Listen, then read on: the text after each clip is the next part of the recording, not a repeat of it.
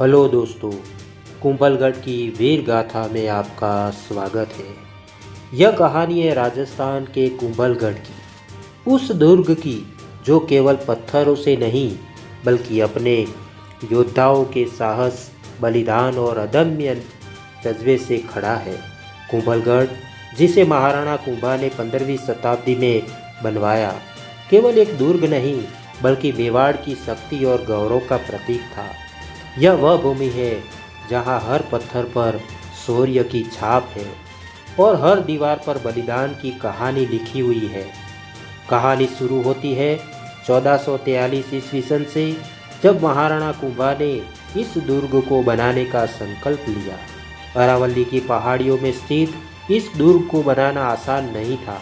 दुर्ग के निर्माण के लिए एक ऐसी पहाड़ी चुनी गई जो ऊंची और दुर्गम थी, परंतु इस निर्माण में समस्याएं आने लगी। हर बार जब दीवारें बनती वे ढह जाती।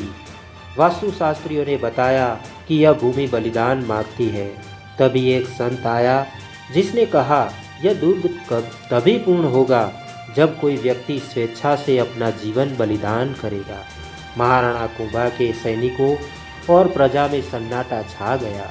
कौन होगा वह जो अपनी जान देगा? तभी एक साधु ने आगे बढ़कर कहा, मैं अपना शीश समर्पित करता हूँ। उनकी अंतिम इच्छा के अनुसार उनका सिर जहाँ गिरा वहाँ मुख्य द्वार बना और जहाँ उनका धड़ गिरा वहाँ दुर्ग की दीवारों की नींव रखी गई। यह कुंभलगढ़ दुर्ग, जो 36 किलोमीटर लंबी दीवार और 7 विशाल द्वारों से घिरा है, समय के साथ मेवाड़ की सामरिक शक्ति का केंद्र बन गया। लेकिन असली कहानी तो अब शुरू हुई, जब इस दुर्ग ने मुगलों को और बाहरी आक्रमणकारियों के खिलाफ अपनी वीरता का परिचय दिया। 1540 का समय था। दिल्ली की गद्दी पर मुगल बादशाह हुमायूं का बेटा अकबर अपनी सत्ता फैलाने में जुटा हुआ था। उसकी नज़र मेवाड़ पर थी। कुंभलगढ़ पर कब्जा करना उसकी रणनीति का हिस्सा था, क्योंकि यह दुर्ग मेवाड़ की शक्ति का आधार था। अकबर ने अपने सेनापति शाहबाज खान को विशाल सेना के साथ कुंभलगढ़ पर आक्रमण करने भेजा। शाहबाज खान ने दुर्ग के चारों ओर अपनी सेना का घेरा डाल दिया। कुंभलगढ़ के रक्षक महाराणा प्रताप के सेनापति कुंवर जयमल और उनके सैनिक, जो संख्या में बहुत कम थे, इस हमले के लिए तैयार थे। दुर्ग की दीवारें इतनी मजबूत थी कि मुगल सेना महीनों तक दुर्ग के पास भी नहीं आ सकी।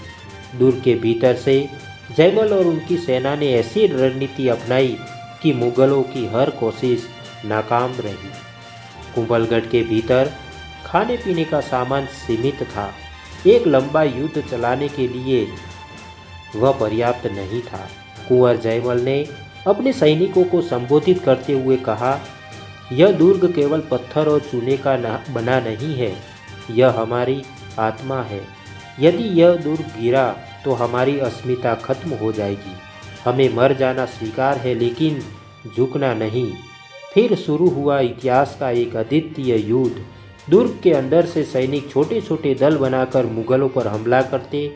ये दल रात्रि के अंधेरे में बाहर निकलते, दुश्मन की सेना में खलबली मचाते और फिर वापस दुर्ग में लौट आते। शाहबाज खान का गुस्सा बढ़ता गया।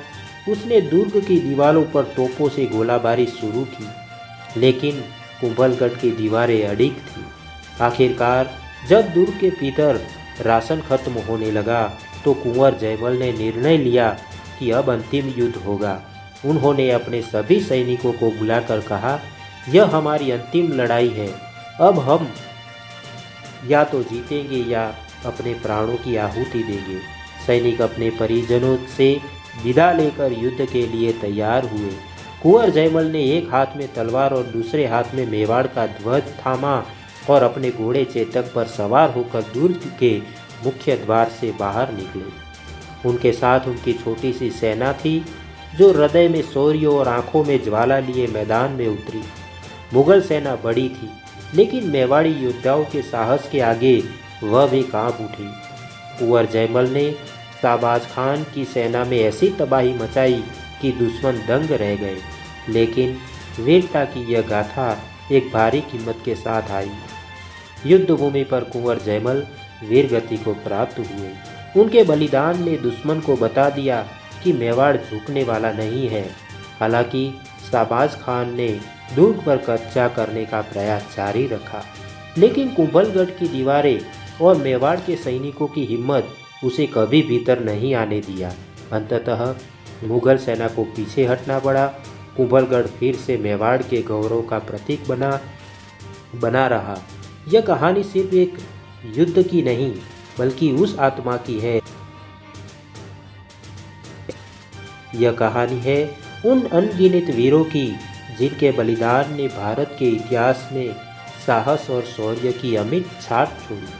कुंभलगढ़ आज भी खड़ा है उसी गर्व के साथ, जैसे मानो यह कह रहा हो, जो साहस के साथ जिए वही इतिहास रचता है। तो दोस्तों, धन्यवाद, जय हिंद।